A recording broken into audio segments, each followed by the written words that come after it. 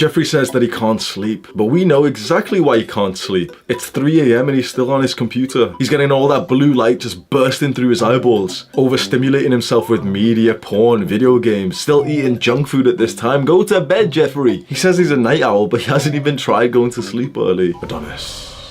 Adonis rests just how Pakistani men avoid taxes consistently. Exactly 60 minutes before sunset, you see Adonis retired back to his cave, ready to end the day. The last hour is spent in solitude. He meditates, he contemplates, he stays introspective about his goal. You see the light of his campfire go down and down and down. It is time to rest. I've been listening to the book Why We Sleep by Matthew Walker. The TLDR of this book is that sleep equals good. Because you have a massive ego and you haven't leveled up your humility to the point that you should have, you probably think that right now your sleep is acceptable. Sleep is not something that you can be subjective about. Unless you have clear, quantifiable data that shows that you've been getting good sleep, you don't actually know how good quality your sleep is. One of the hidden problems with a lack of sleep is that you don't actually feel it that much. Your body just kind of adjusts to it, and most people are chronically sleep deprived. As a young person, you should be allocating about 9 hours for bed every single night. Just 1 or 2 hours underneath that can be quite significantly damaging for you. It's safe to say that pretty much every good process in your body gets improved through good sleep, and every bad thing that could happen to your body, all those illnesses and heart disease, all that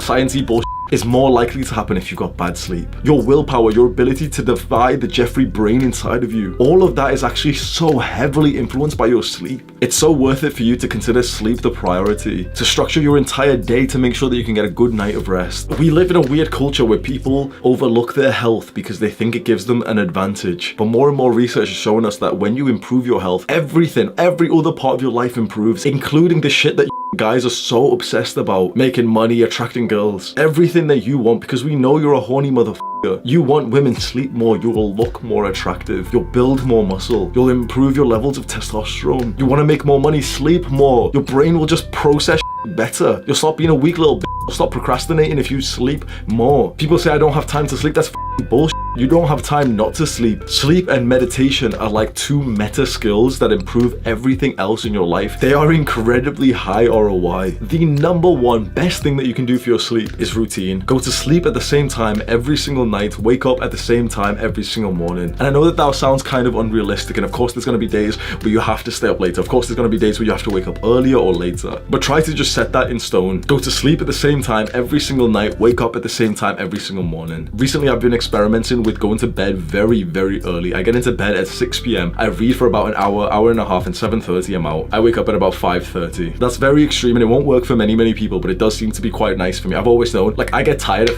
5 p.m. I've always been like that, and I feel like alive. I burst out of bed 5 a.m. I feel so good. So it works for me. You've got to experiment and see what works for you, and then stick to it. Day in, day out, week in, week out. That extra hour of sleep, the extra half an hour of sleep is very, like, take this seriously, bro. The trajectory of your future will change like significantly if you improve your sleep. So many guys say that, oh, they just want to play 1 hour of video games at the end of the day, bro. That 1 hour put into sleep, your future self is going to look back like you wouldn't even know. Do you know what I mean? It's like one of those invisible benefits. You would literally just be performing better in all parts of your life. Think about the version of you that stays up to play just an hour of video games every night, and it's actually like 2 to 3 hours. And then think of the version of you that goes to bed an hour earlier, gets an hour of quality sleep, and that 1 hour results in every positive, like, bodily function that you could imagine. You're more focused, you're happier, you've got lower levels of depression and anxiety, you have less cravings, less emotional outbursts, better memory. Everything that you want comes from better sleep. Everything that you want comes from better sleep. Now imagine that over the course of years, decades. Imagine how different your life would be. I know it's hard to make that transition, but one of the main things I've found that helps is just education. Educate yourself on the benefits of sleep. This guy, Matthew Walker, who made this book, Why We Sleep, he's like a very well-known expert, and he's kind of went viral because he's been on Joe Rogan and a bunch of famous podcasts. Literally just search his name onto YouTube and just go watch some of the podcasts and you'll be able to get the same knowledge. His book, Why We Sleep, is also on the website that I like, short form, where you can read a detailed summary of it. Scroll down right now and click on that top link to read the summary of this book. Also click on the share button and send the link over to a friend who doesn't prioritize his sleep. Tell him I said he's a dumbass. Do the hard work,